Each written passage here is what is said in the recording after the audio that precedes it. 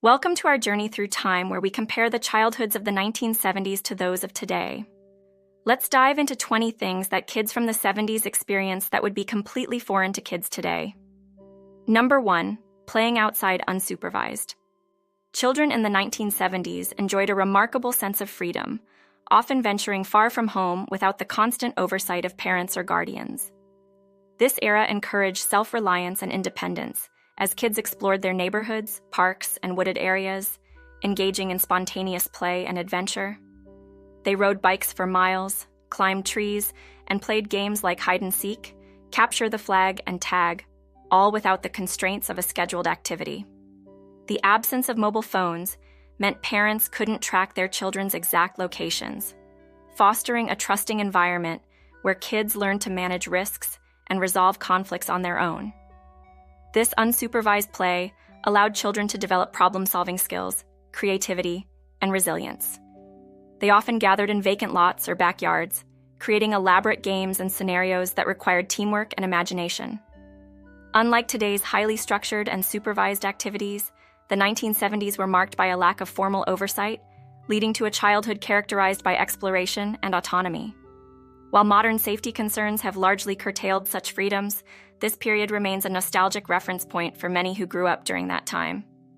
The lessons in self-sufficiency and the sheer joy of unstructured play left a lasting impact on those who experienced it. Number 2. Riding bikes without helmets. In the 1970s, the concept of wearing helmets while riding bikes was almost non-existent. Children freely pedaled through neighborhoods, parks, and even busy streets, feeling the wind in their hair. This era valued the thrill and freedom of biking over the safety concerns that dominate today's mindset. Bike paths were often rudimentary, and dedicated cycling lanes were rare, making biking an adventurous and at times risky activity. Scrapes, bruises, and occasional fractures were considered part of the learning process. Parents typically didn't insist on helmets, as the protective gear wasn't widely marketed or deemed necessary. Bicycle safety education was minimal, focusing more on basic road rules rather than protective gear. The lack of helmets also meant fewer barriers to the social aspect of biking. Kids formed bike gangs, went on long rides, and even performed tricks and stunts. This unprotected riding, while perilous, forged a sense of camaraderie and shared experiences among children. Today, helmet laws and safety campaigns underscore the importance of protecting young cyclists, reflecting a significant shift in societal priorities towards health and safety over the carefree attitudes of the past. Number 3. Landline telephones. In the 1970s, landline telephones were a central feature in every household. These phones were typically mounted on walls, with long, coiled cords allowing for limited mobility within the room.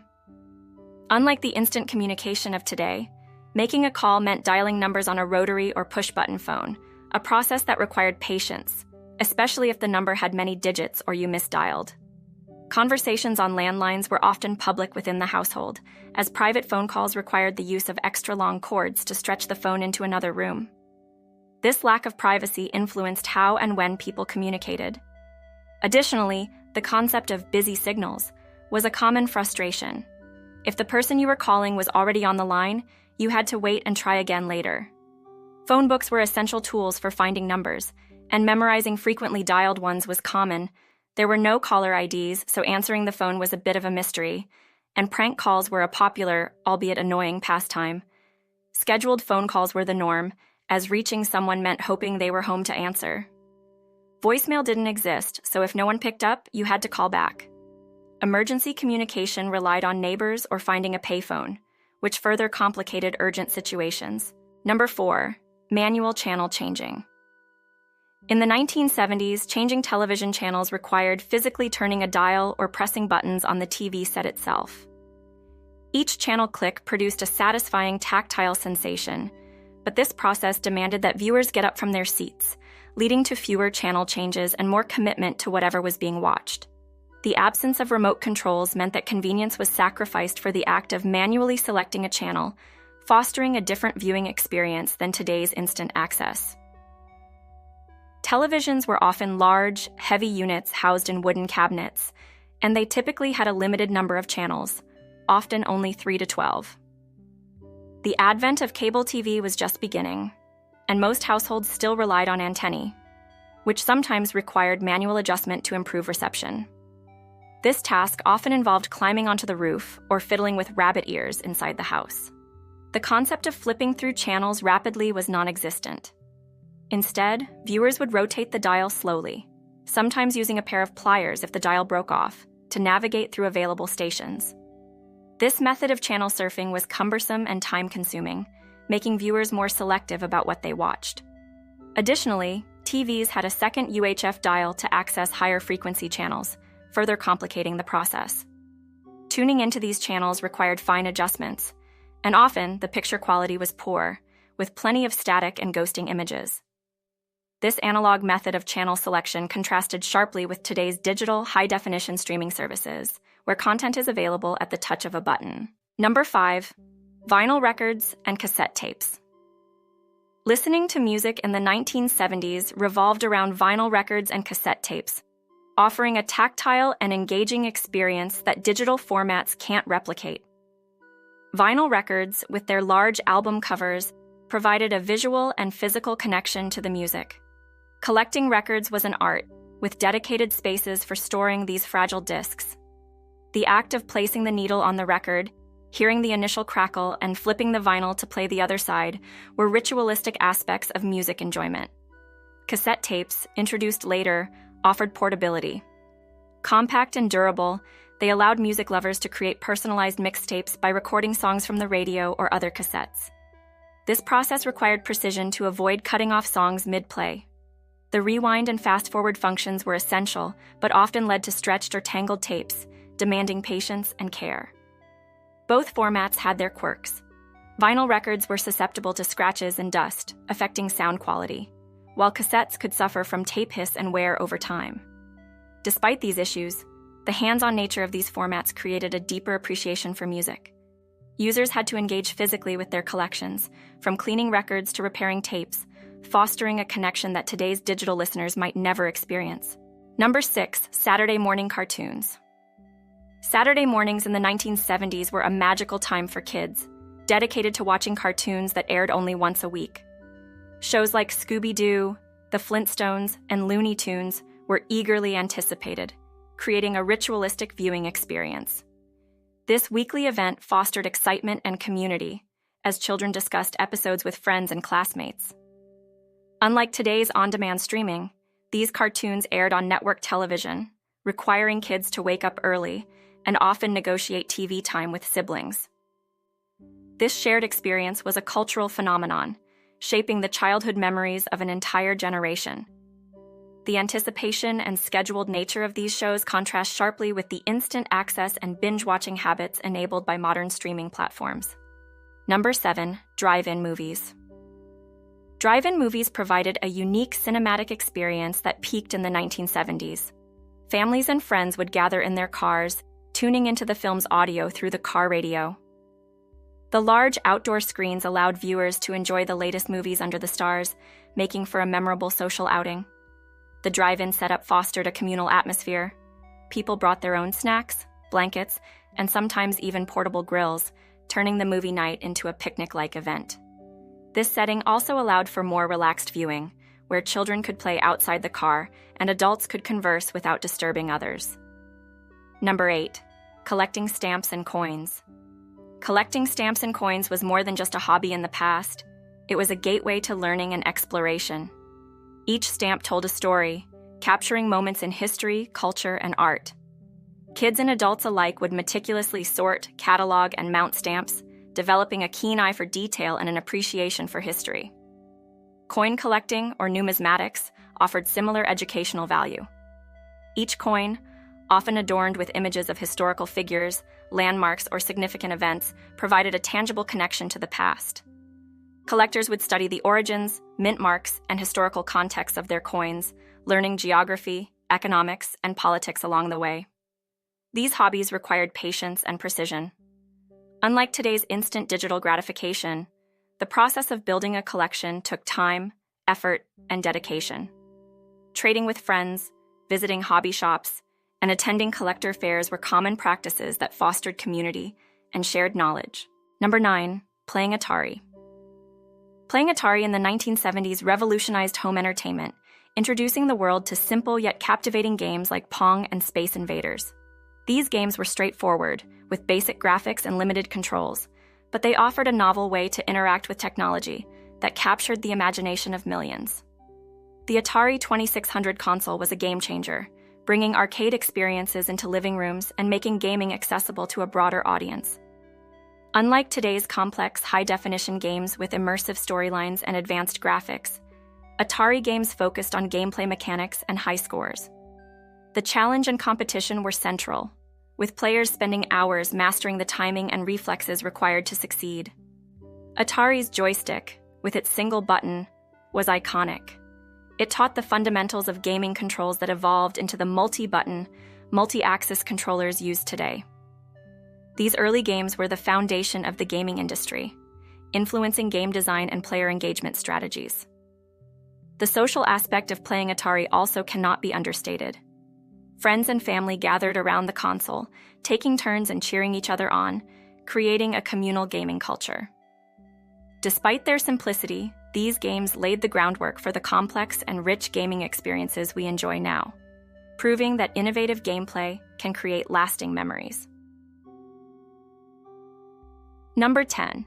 Pet rocks. The pet rock fad of 1975 exemplified the simplicity of amusements in that era.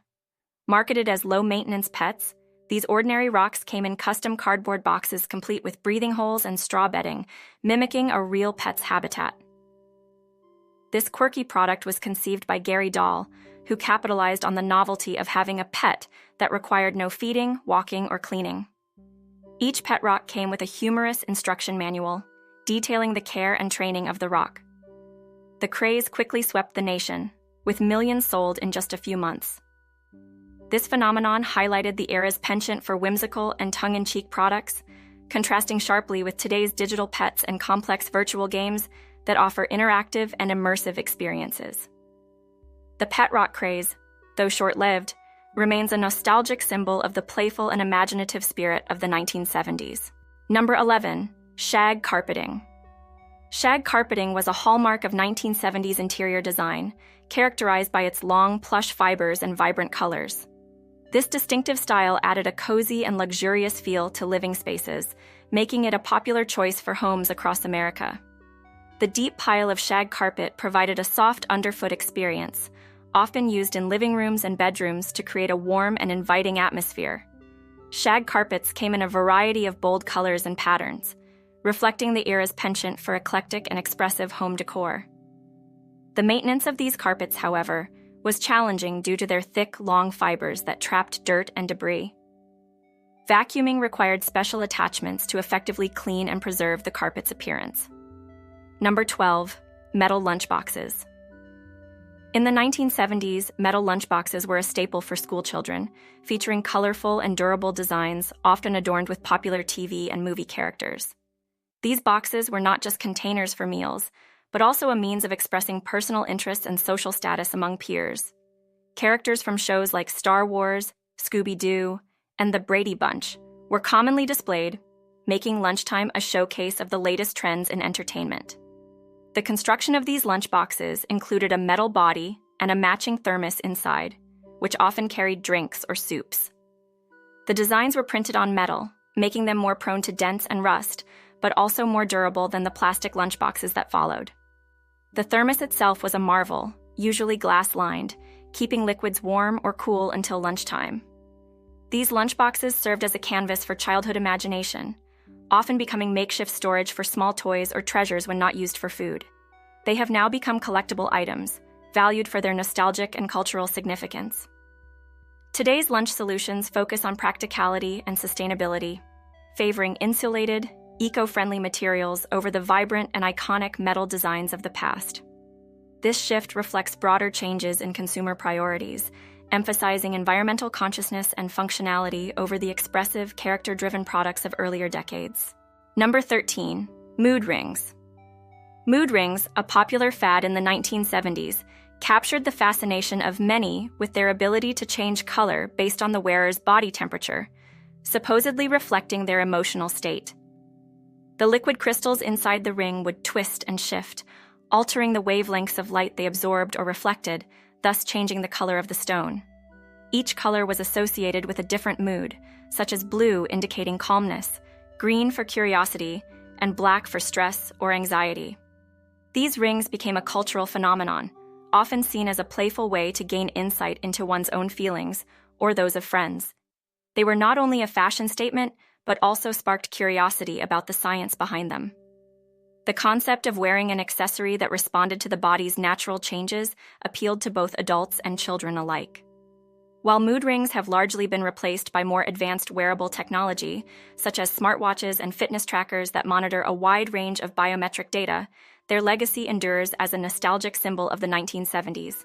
Today's tech can provide accurate health metrics and real-time data analysis, but the whimsical charm of mood rings remains a fond memory for those who experienced their heyday. Number 14. Disco and the Hustle. In the 1970s, disco music reigned supreme, filling dance floors with its infectious beats and flamboyant style. The Hustle, popularized by Van McCoy's hit song, The Hustle, was a standout dance that epitomized the disco era. This dance, characterized by its smooth, synchronized moves and rhythmic steps, became a staple at nightclubs and dance parties. Disco's influence extended beyond music to fashion, with bell-bottom pants, platform shoes, and glittering attire becoming iconic. The genre emphasized a communal experience where people of all backgrounds came together to dance. Nightclubs like Studio 54 in New York City became legendary for their extravagant parties and influential role in the disco scene. Modern dance trends and genres such as hip-hop, electronic dance music, EDM, and contemporary pop have evolved significantly from the disco era. Today's dances often involve more individualized and freestyle movements compared to the structured routines of disco dances. While the technology behind music production has advanced, allowing for more complex sounds and effects, the communal and joyous spirit of disco continues to influence and inspire contemporary dance culture. The legacy of disco and the hustle remains a vibrant chapter in the history of dance and music. Number 15. Manual typewriters. Manual typewriters, once a staple of offices and homes, required physical effort to operate. Each key pressed would trigger a lever that struck an inked ribbon, imprinting a character onto paper.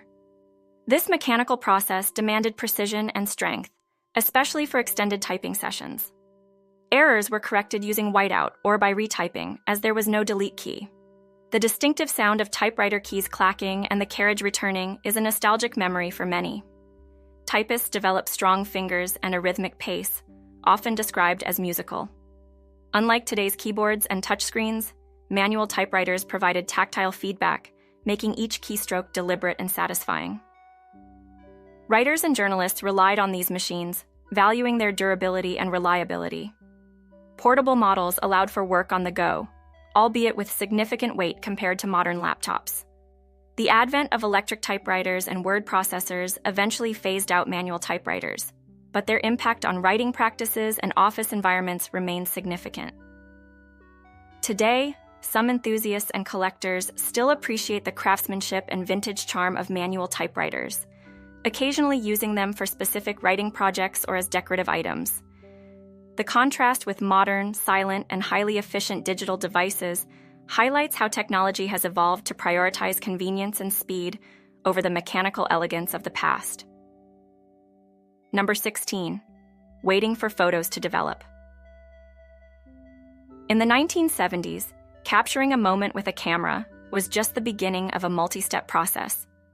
After taking a photograph, the film needed to be developed, a task that required either a trip to a professional lab or a home darkroom setup. The process involved carefully removing the film from the camera, placing it in a light-proof canister, and then using various chemicals to develop the images. This wait could last anywhere from an hour for one-hour photo services to several days or even weeks, depending on the method and location. The anticipation was palpable as people hoped that their shots were properly exposed and focused. Each roll of film usually contained a limited number of photos, making each shot more deliberate and significant. When the developed photos finally arrived, they were tangible prints that could be held, shared, and placed in photo albums. Unlike the immediate review and deletion possible with digital cameras and smartphones today, this process instilled a sense of patience and excitement. The anticipation and eventual gratification of seeing the developed pictures created a unique and memorable experience, contrasting sharply with today's instant digital results. Number 17, Rubiks Cube. The Rubiks Cube, invented in 1974 by Erno Rubik, quickly became an iconic puzzle in the late 1970s and 1980s. This 3x3x3 cube challenges players to align all 6 faces to a single color, a task requiring both patience and problem-solving skills. The cube's initial popularity was driven by its innovative design and the mental challenge it presented, appealing to both children and adults. Competitions soon emerged, with enthusiasts aiming to solve the puzzle in the shortest time possible. The first World Championship took place in 1982, setting the stage for a global phenomenon. Today, the Rubiks Cube still captivates, but it now competes with a myriad of other puzzles and digital games that offer instant gratification and varied gameplay. Number 18, tube socks. In the 1970s and 1980s, knee-high tube socks with colorful stripes were a staple in gym classes and everyday fashion. These socks, often worn pulled up to the knees, featured bold, contrasting stripes at the top, and were a key part of athletic uniforms and casual wear. The vibrant colors and distinctive look made them a popular choice among athletes, cheerleaders, and fashion-conscious youths, symbolizing the era's playful and expressive style. Tube socks were not only a fashion statement, but also practical for sports, providing extra cushioning and support during physical activities. They were made of thick, stretchy fabric, which helped keep them in place during vigorous movements, whether on the basketball court, in the gym, or at a local skate park. Today's athletic wear has evolved to focus more on performance, with advanced materials and designs tailored for specific sports and activities. Modern socks often feature moisture-wicking fabrics, arch support, and compression zones to enhance comfort and performance. While tube socks are still available and occasionally see a nostalgic resurgence, they are more often seen as retro fashion items rather than everyday athletic gear.